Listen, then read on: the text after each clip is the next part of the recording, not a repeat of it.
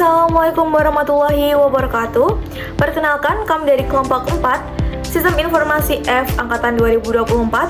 Di sini kami akan menjelaskan atau mempresentasikan hasil kerja kelompok kami terkait materi memahami konsep jaringan komputer serta memahami konsep arsitektur dan protokol jaringan komputer. Sebelum kita mulai, izinkan kami memperkenalkan diri terlebih dahulu. Perkenalkan, dengan saya Rina Devani dengan NIM 2405121482 dan rekan saya.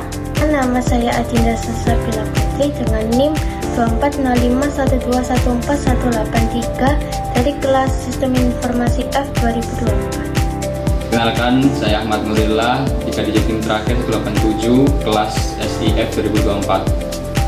Perkenalkan, nama saya Muhammad Raditya Arya Putra, saya dari kelas F, NIM terakhir 206. Perkenalkan, saya Haikal Ahmad Elsaman, NIM 207, kelas SIF 2024. Baik, langsung kita mulai pembahasannya, yaitu yang pertama terkait pengertian jaringan komputer. Apa sih pengertian jaringan komputer tersebut? Jaringan komputer adalah kumpulan perangkat elektronik seperti komputer, smartphone, dan server yang saling terhubung dan dapat bertukar informasi dan sumber daya. Perangkat-perangkat ini terhubung melalui media transmisi seperti kabel atau sinyal radio dan diatur oleh protokol komunikasi yang memungkinkan mereka berkomunikasi satu sama lain. Nah, ada pula manfaat jaringan komputer. Apa sih manfaatnya? Yaitu yang pertama, berbagi sumber daya atau resource sharing. Jaringan komputer memungkinkan pengguna untuk berbagi sumber daya seperti printer, hard disk, dan koneksi internet secara efisien.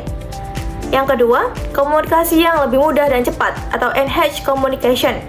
Jaringan komputer membuka berbagai kanal komunikasi seperti email, pesan instan, dan video chat yang memungkinkan pengguna untuk terhubung dengan mudah dan cepat, baik dalam jarak dekat maupun dalam jarak jauh. Yang ketiga, akses informasi yang luas atau access to information. Jaringan komputer menyediakan akses ke informasi yang tak terbatas. Pengguna dapat mencari informasi, mengakses database, dan menjelajahi internet untuk mendapatkan pengetahuan dan wawasan yang baru. Yang terakhir yaitu kolaborasi dan kerjasama atau collaboration and teamwork, yaitu jaringan komputer memungkinkan pengguna untuk bekerja sama dalam proyek dan dokumen secara bersama-sama. Hal ini dapat meningkatkan efisiensi, efektivitas, dan kualitas hasil kerja tim. Kemudian, ada jenis-jenis jaringan komputer. Ada apa saja sih jaringan komputer tersebut? Yang pertama, ada internet. Internet merupakan sebuah platform komunikasi secara global. Internet ini sendiri memiliki kemampuan untuk menghubungkan komputer yang satu dengan komputer yang lainnya dengan jarak yang cukup jauh. Kemudian ada jaringan area lokal atau disebut LAN atau LAN, yaitu menghubungkan komputer dan perangkat dalam area yang terbatas seperti rumah, kantor, maupun sekolah. Kemudian yang ketiga adalah jaringan area metropolitan atau biasa disebut MAN, yaitu menghubungkan LAN atau LAN di area yang lebih luas seperti kota atau wilayah metropolitan. Kemudian ada jaringan area luas atau WAN, menghubungkan LAN dan MAN yang tersebar di area geografis yang luas seperti negara atau bahkan sampai benua. Kemudian ada PAN atau Personal Area Network, yaitu pengertian jaringan komputer PAN tentang jaringan komunikasi dalam jarak dekat di mana menghubungkan satu perangkat dengan yang lainnya. Kemudian yang terakhir ada VPN atau Virtual Private Network, yaitu VPN merupakan salah satu solusi untuk menyediakan koneksi internet yang lebih aman. VPN dapat membuat jalur aman untuk kebutuhan transmisi data. Selanjutnya akan dilanjutkan oleh rekan saya, Haikal. Topologi jaringan komputer. Topologi jaringan komputer adalah struktur fisik atau denah logis yang menggambarkan bagaimana perangkat-perangkat dalam jaringan terhubung satu sama lain. Topologi jaringan menentukan cara data mengalir dalam jaringan dan mempengaruhi kinerja, skalabilitas, dan keamanan jaringan. Topologi jaringan komputer itu terbagi atas beberapa topologi. Yang pertama itu ada topologi bus. Pada topologi bus digunakan sebuah kabel tunggal atau kabel pusat di mana sebuah workstation dan server dihubungkan. Keunggulan topologi bus adalah pengembangan jaringan atau penambahan workstation baru dapat dilakukan dengan mudah tanpa mengganggu workstation lain. Kelemahan dari topologi ini adalah bila terdapat gangguan di sepanjang kabel pusat, maka seluruh jaringan akan mengalami gangguan. Kemudian topologi kedua yaitu topologi star. Pada topologi star, masing-masing workstation dihubungkan secara langsung ke server atau hub. Keunggulan dari topologi star adalah dengan adanya kabel tersendiri untuk setiap workstation ke server, maka bandwidth atau lebar jalur komunikasi dalam kabel akan semakin lebar sehingga akan meningkatkan unjuk kinerja jaringan secara keseluruhan. Bila terdapat gangguan di suatu jalur kabel, maka gangguan hanya akan terjadi dalam komunikasi antar workstation yang bersangkutan dengan server. Jaringan secara keseluruhan tidak mengalami gangguan. Kelemahan dari topologi star adalah kebutuhan kabel yang lebih besar dibandingkan dalam topologi lainnya. Kemudian yang ketiga ada topologi ring. Dalam topologi ring, semua workstation dan server dihubungkan sehingga terbentuk suatu pola lingkaran atau cincin. Tiap workstation ataupun server akan menerima dan melewatkan informasi dari satu komputer ke komputer lain. Bila alamat-alamat yang dimaksud sesuai, maka informasi diterima, dan bila tidak, informasi akan dilewatkan. Kelemahan dari topologi ini adalah setiap node dalam jaringan akan selalu ikut serta mengelola informasi yang dilewatkan dalam jaringan, sehingga bila terdapat gangguan di suatu node, maka seluruh jaringan akan terganggu. Keunggulan topologi ring ini adalah tidak terjadinya collision atau tabrakan pengiriman data seperti pada topologi bus, karena hanya satu node dapat mengirimkan data pada suatu saat. Kemudian yang keempat ada topologi tree. Keunggulan dari topologi tree ini sebenarnya dia milik topologi star dengan beberapa hub atau switch yang terhubung ke satu hub atau switch pusat. Kelebihannya itu mudah untuk di troubleshoot dan scalable. Sedangkan kekurangannya itu dia lebih mahal dibandingkan topologi lainnya jika hub atau switch. Dan jika hub atau switchnya rusak, seluruh jaringan akan mati. Dan yang terakhir ada topologi mesh. Topologi mesh ini digunakan pada kondisi di mana tidak ada hubungan komunikasi terputus secara absolut antar node komputer. Topologi ini merefleksikan desain internet yang multipath ke berbagai lokasi. Kita lanjut ke subbab berikutnya yaitu jenis transmisi jaringan komputer. Jenis transmisi jaringan komputer ini terbagi menjadi dua, yang pertama wireless, yang kedua wired. Wireless atau jaringan nirkabel adalah jaringan yang tidak mengandalkan kabel sebagai media pengirim data atau sebagai media transmisi data, melainkan dia menggunakan gelombang elektromagnetik. Transmisi data bisa sampai ke perangkat satu dan lainnya tanpa harus menggunakan kabel sekalipun. Sedangkan pada jaringan kabel atau wired network, jenis transmisi jaringan ini membutuhkan media seperti kabel untuk mengirimkan transmisi data antara satu perangkat ke perangkat lainnya, sehingga apabila ingin menghubungkan antara komputer satu dan lainnya harus menggunakan kabel. Lanjut, hubungan setiap komputer dan peranannya dalam mengolah data. Ada dua hubungan di sini. Yang pertama itu ada jaringan client server, yang kedua ada jaringan peer-to-peer. Pada jaringan client server, ini berupa kumpulan komputer yang terdiri dari beberapa komputer klien dan satu komputer yang berperan sebagai server. Komputer server ini bertugas sebagai penyedia sumber daya, dan komputer klien hanya bisa menggunakan sumber daya sebagai penerima. Sedangkan pada jaringan peer-to-peer, tidak ada komputer yang menjadi server ataupun klien secara pasti, sehingga semua komputer dapat berperan menjadi server dan klien. Kemudian pada cara kerja jaringan komputer bekerja dengan cara perangkaian beberapa komputer dengan suatu penghubung yang dinamakan node. Node ini bisa berupa modem, hub, switch, dan peralatan komunikasi data atau data communication equipment atau data terminal equipment alias DTE. Node memiliki peran penting dalam sebuah jaringan komputer karena ia berfungsi untuk mengikuti seperangkat aturan atau protokol dan menentukan cara mengirim atau menerima data melalui tautan. 4 hal utama dalam jaringan komputer adalah komponen fisik, jaringan organisasi fungsional, protokol, dan prosedur. Setelah tertata dan terangkai, maka jaringan komputer bisa digunakan secara terintegrasi.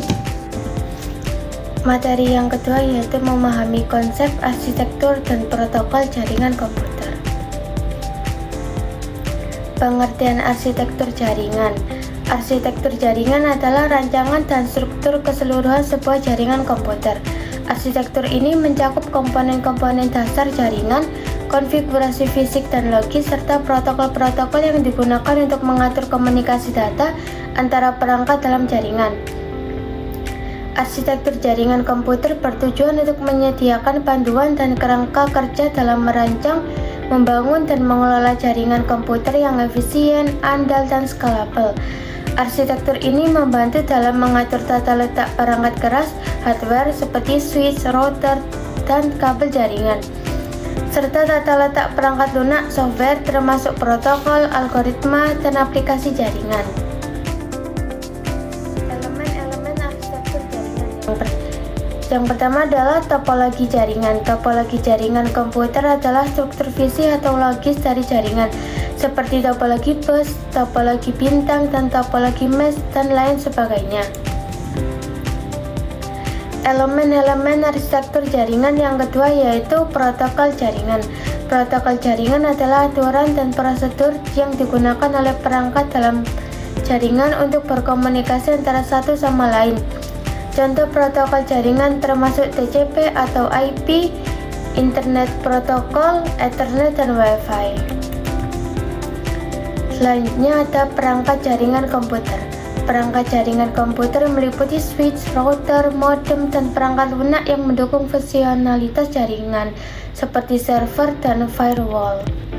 Selanjutnya ada media transmisi. Media transmisi adalah saluran fisik atau nirkabel yang digunakan untuk mentransmisikan data dalam jaringan seperti kabel tembaga, serat optik, atau gelombang radio. Selanjutnya ada keamanan jaringan. Keamanan jaringan adalah langkah-langkah untuk melindungi jaringan dari ancaman keamanan seperti serangan malware, peretasan, atau pencurian data. Selanjutnya ada skema pengamatan. Skema pengamatan adalah sistem yang digunakan untuk memberikan alamat unik kepada perangkat dalam jaringan seperti alamat IP atau MAC. Selanjutnya ada skalabilitas. Arsitektur jaringan harus dapat memperluas dan mengelola pertumbuhan jaringan dengan penambahan perangkat dan pengguna tanpa mengorbankan kinerja atau kehandalan. Sejarah arsitektur jaringan. Arsitektur jaringan komputer dimulai pada tahun 1960-an ketika perusahaan dan lembaga pemerintah mulai berbagai sumber daya komputer. Komputer mainframe digunakan secara terpusat di pusat data. Seiring berkembangnya kebutuhan berbagai data, arsitektur jaringan pun mulai muncul. Pada tahun 1960-an muncul konsep time sharing sehingga beberapa pengguna bisa menggunakan komputer secara bersamaan. Di tahun 1970-an, protokol seperti ARPANET dan TCP atau IP mulai dikembangkan. Pada tahun 1980-an, IEEE menciptakan standar Ethernet untuk jaringan lokal. Di tahun 1990-an, Internet dan World Wide diperkenalkan, mengubah cara berbagai informasi.